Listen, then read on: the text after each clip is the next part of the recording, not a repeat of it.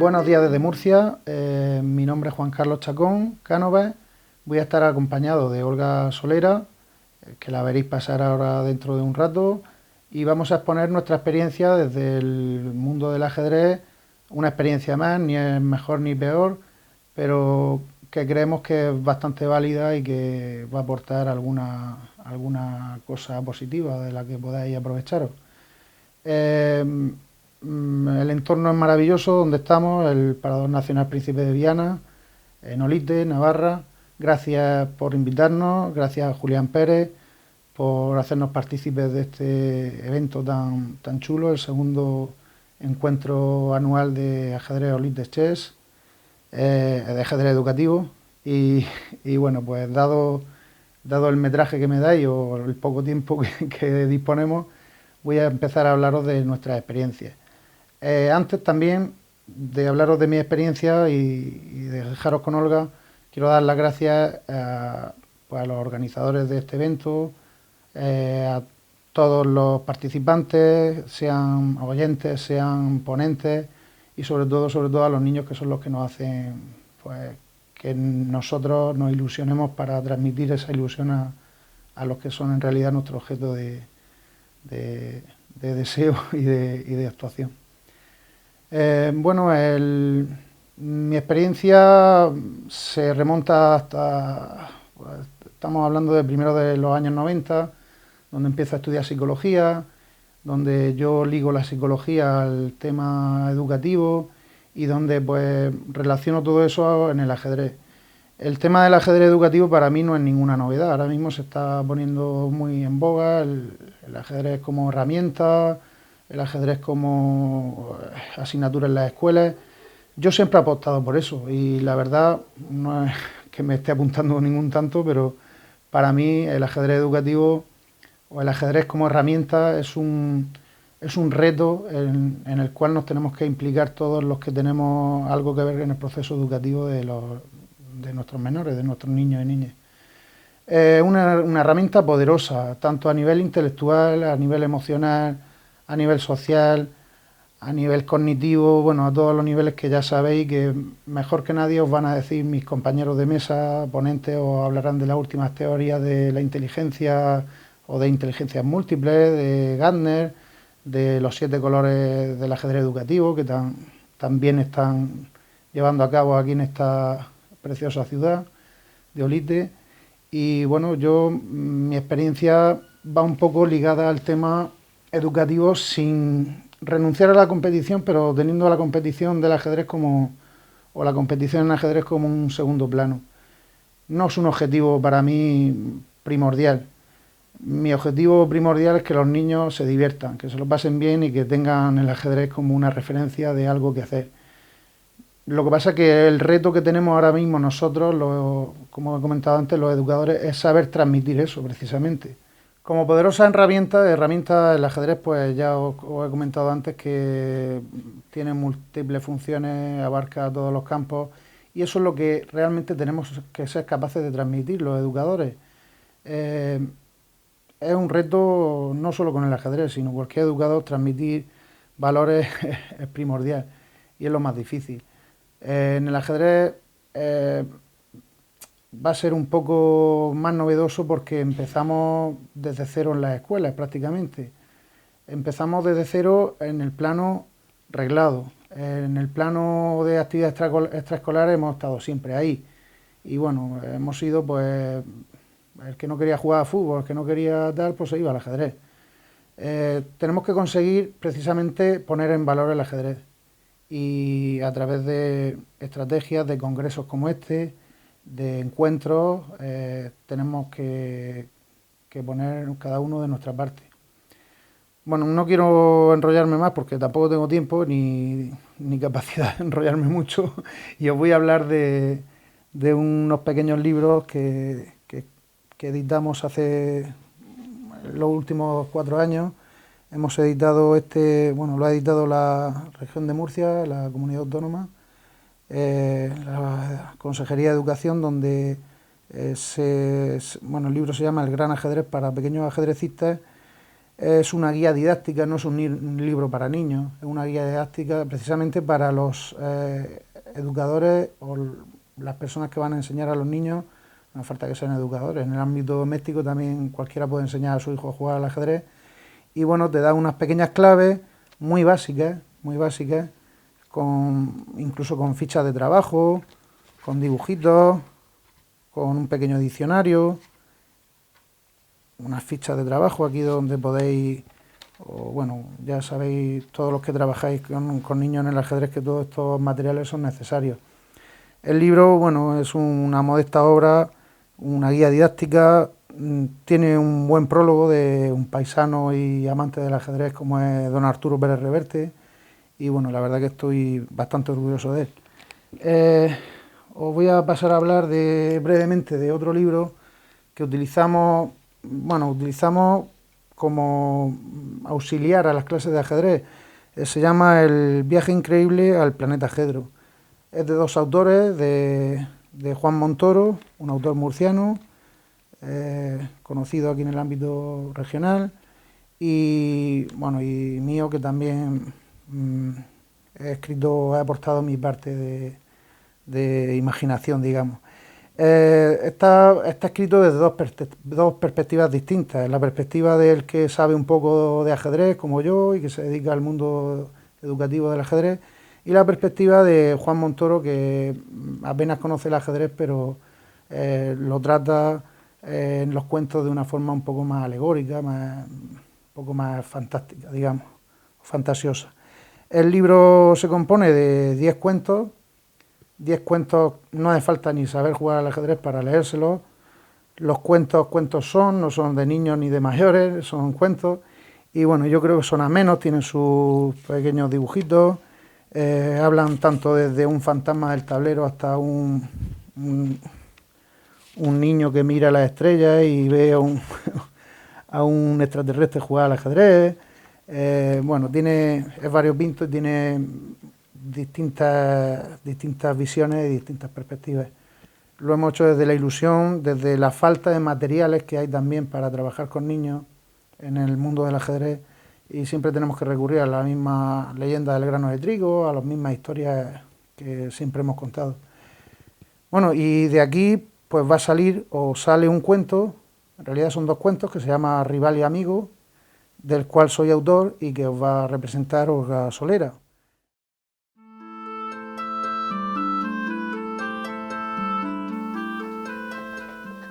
Acelerada vengo, pues el tiempo apremia. Quisiera contarles a vuestras mercedes un precioso cuento que, como bien ha dicho Juan Carlos, él mismo ha escrito.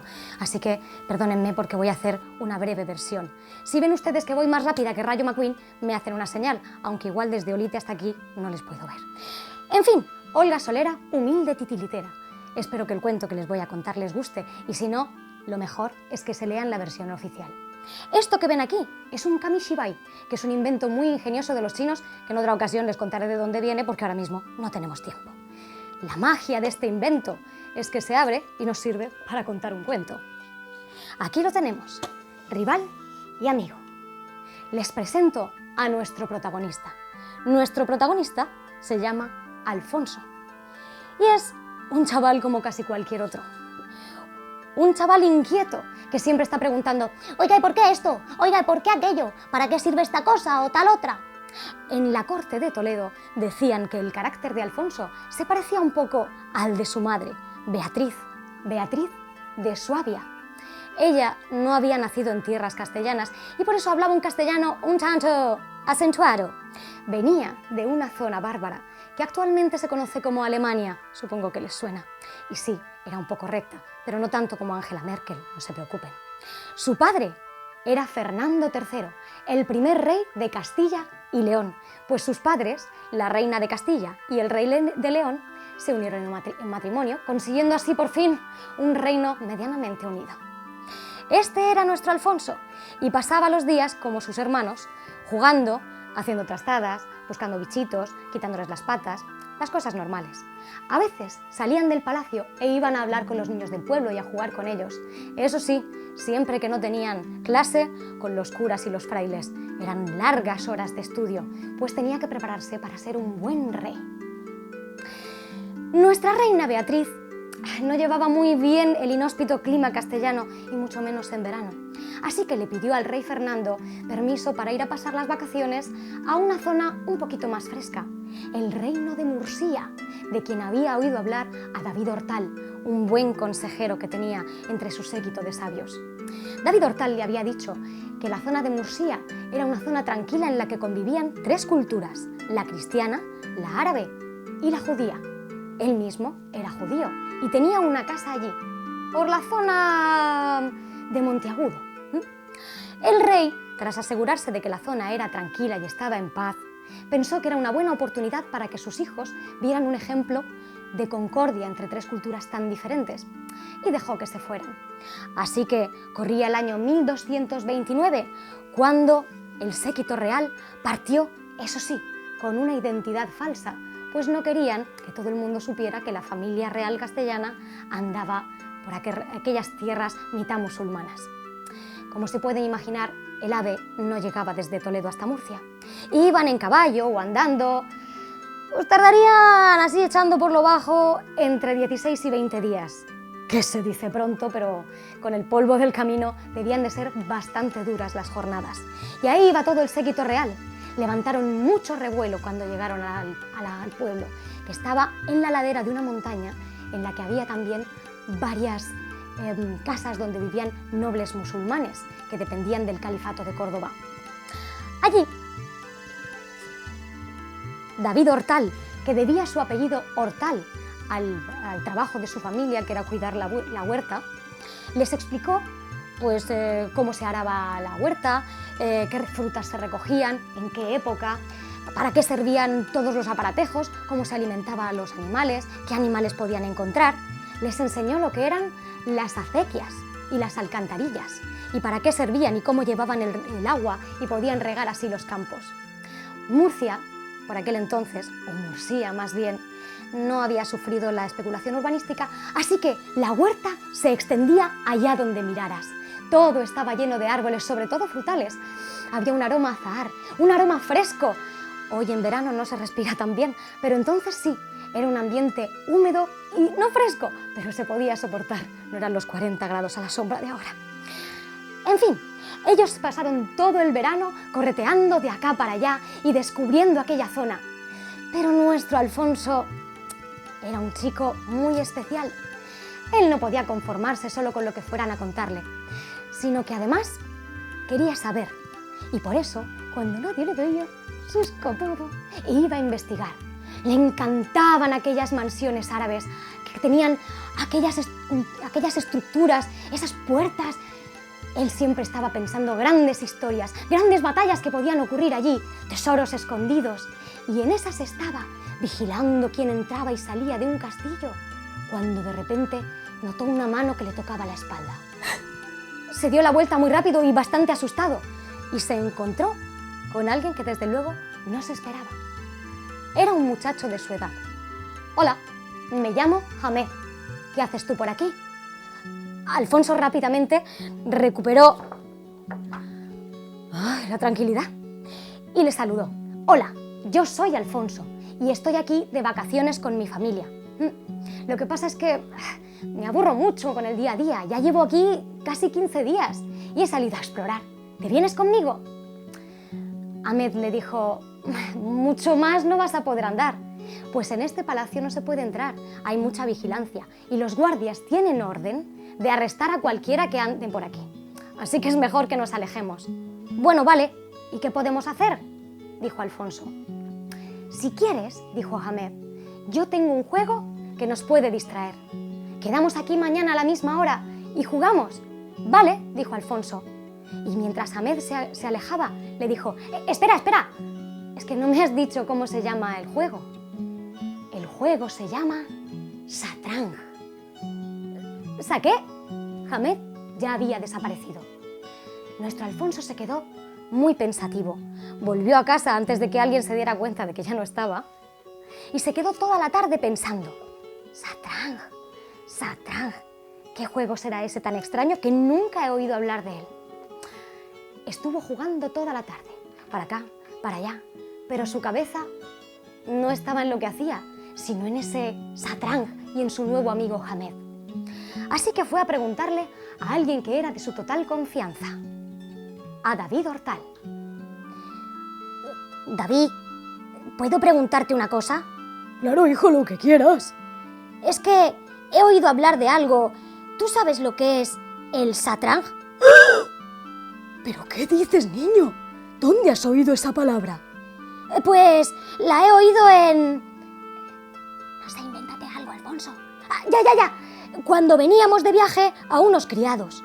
¡Oh! Me está prohibido hablar del Satrang, Alfonso.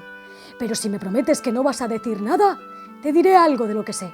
Cuenta, no diré nada. El Satrang es un juego que los judíos y los cristianos llamamos ajedrez.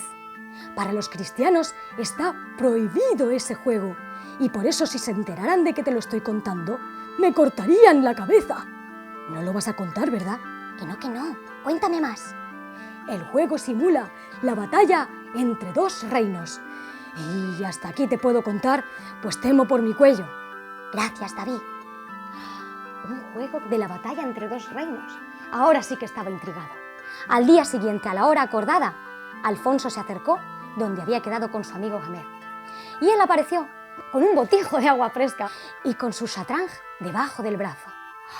Aquello era una auténtica obra de arte, una pieza de madera con incrustaciones de nácar y con unas piezas pequeñitas que se colocaban de una forma muy extraña que Alfonso ni siquiera podía imaginar y que eran de marfil africano. Hoy ya no se pueden hacer piezas de marfil africano, ¿vale, chicos? Hamed se sentó enfrente de Alfonso y le dijo: abre bien los ojos y todos tus sentidos, pues lo que te voy a enseñar aquí tardarás mucho tiempo en aprenderlo, pero seguro que te encantará. Así que empezó a enseñarle cómo se movían las piezas, hacia dónde, estrategias. Los dos amigos pasaron no solo esa tarde, sino muchas después de aquella. Y no solo hacían eso, porque cuando se juntan dos chiquillos, mucho tiempo quietos no suelen estar, aunque el ajedrez bien entretenidos que los tenía. Además, pues trepaban a ver si había nidos y huevos en los nidos en cada árbol, se iban por las acequias a ver si encontraban ranas y renacuajos, caminaban, cantaban canciones, se contaban historias, y así pasó pues todo el verano. Y Alfonso estaba tan feliz de haber hecho un nuevo amigo, alguien que sentía casi como un hermano. Pero lo que pasa con los amigos de verano es que llega el final de verano, y Alfonso no quería irse sin haberle ganado al menos una partida a su amigo Hamed. Tranquilo, le decía Hamed, cuando estés preparado, haremos una gran batalla. Llegó el último día. Al día siguiente partía la comitiva de vuelta a Toledo. Y por fin, Hamed pensó que estaba preparado. Y sí, jugaron. Hamed desplegó todo su repertorio de jugadas y Alfonso le sorprendió con jugadas que combinaban lo que había aprendido con cosas completamente nuevas. Pero el ajedrez, como todos vosotros sabéis, no es algo que se gane así fácilmente por un novato. Y la experiencia de Hamed, que llevaba jugando desde los 3 añitos, pudo contra el novato Alfonso.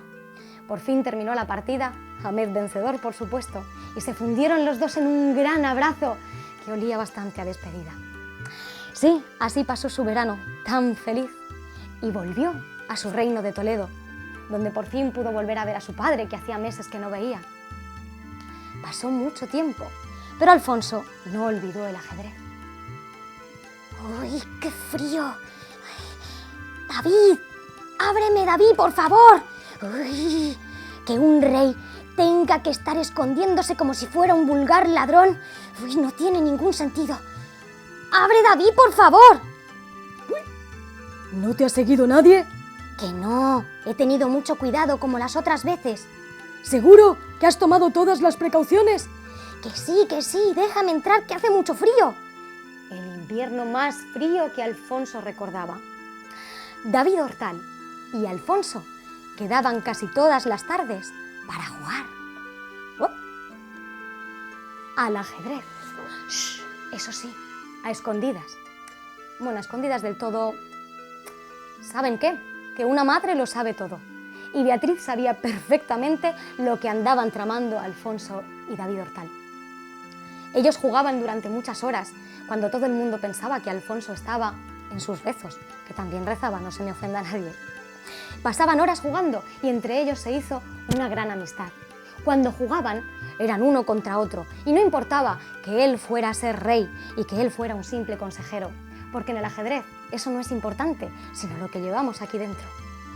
Pasó mucho tiempo y nuestro Alfonso creció, y creció intelectualmente además de físicamente. A él le gustaba muchísimo tanto el ajedrez, por supuesto, como las artes, y se interesó por ellas. Incluso compuso versos, ¿saben? Y tocaba algún instrumento. También le interesaba la ciencia y leía todo lo que caía en sus manos. Y por supuesto, iba a ser rey y estaba siendo instruido como tal. Y conocía pues el arte de la guerra y todo lo que tiene que saber un buen rey. Pasado el tiempo, una tarde de repente entró un árabe a caballo a todo correr. Traía un mensaje urgente para el rey. Atravesó la ciudad de Toledo y llegó hasta el Alcázar. «Tengo un mensaje para el rey», dijo, en un extraño cristiano. El rey lo recibió de buen grado. Ese mensaje era un acuerdo sobre el reino de Mursía. Venía desde el califato a ofrecer un acuerdo que terminara con una guerra que estaba durando ya demasiado. El rey miró el acuerdo y no estuvo de acuerdo, pero notó que había un poco de debilidad en su adversario y pensó que era el momento de atacar.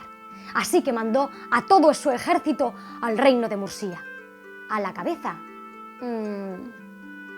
creo que ya va siendo hora de que mi hijo, el que va a ser rey, vaya a la cabeza del ejército y que demuestre si va a ser un gran rey. Yo estoy seguro de que sí, pensaba Fernando. Así que nuestro querido Alfonso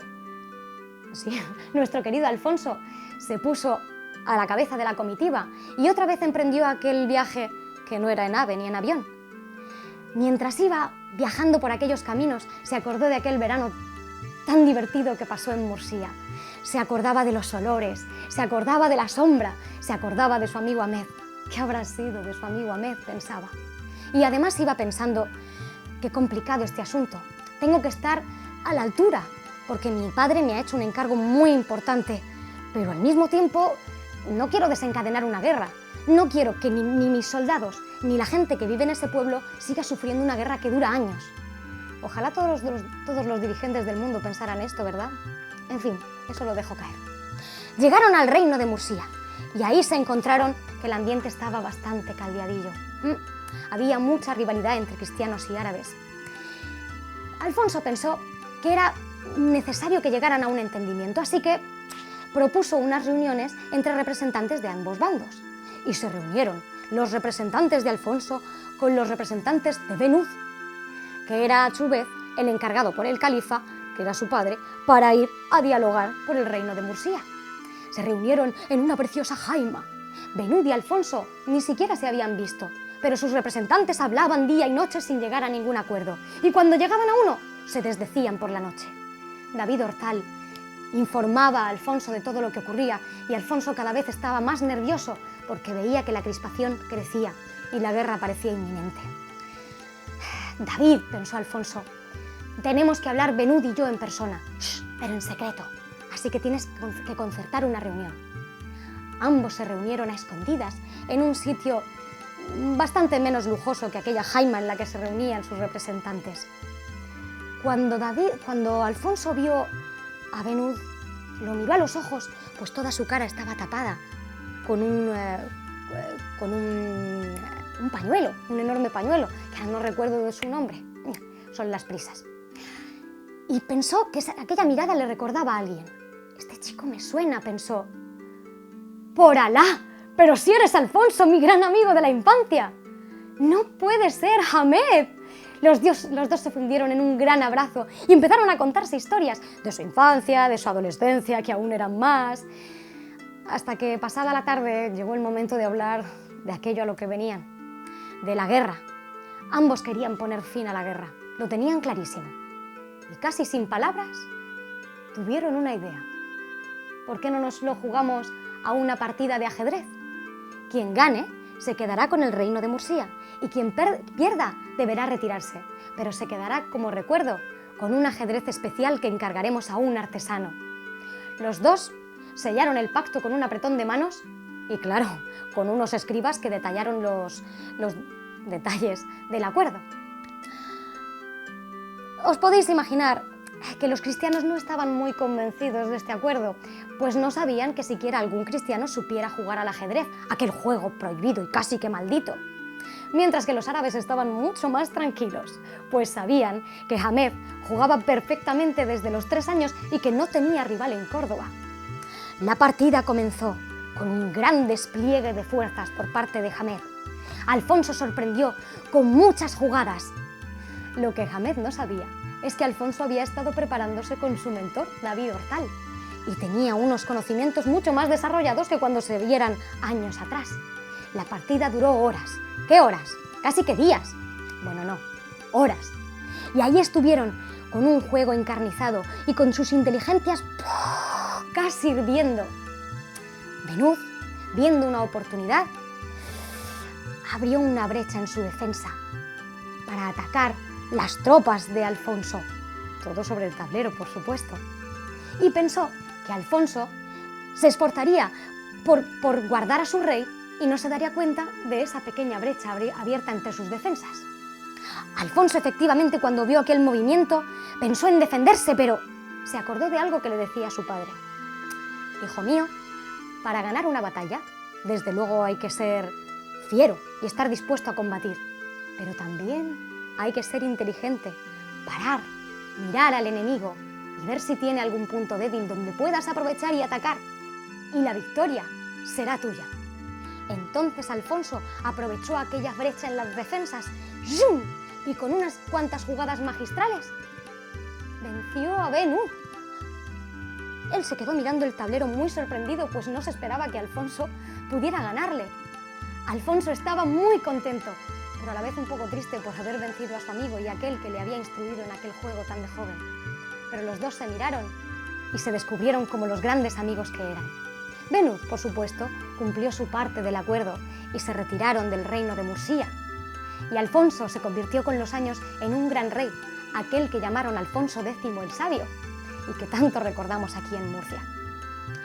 En fin, como ustedes saben, la conquista del reino de Murcia no fue tan pacífica ni tan amigable, pero a Juan Carlos y a mí nos gustaría pensar que esto no solo fue así, sino que es posible que siga siendo así. ¿Y por qué no? Podemos encontrar formas amigables de resolver los conflictos, una de las cosas más importantes del ajedrez. Muchísimas gracias por su tiempo. Hasta luego, vuestras mercedes.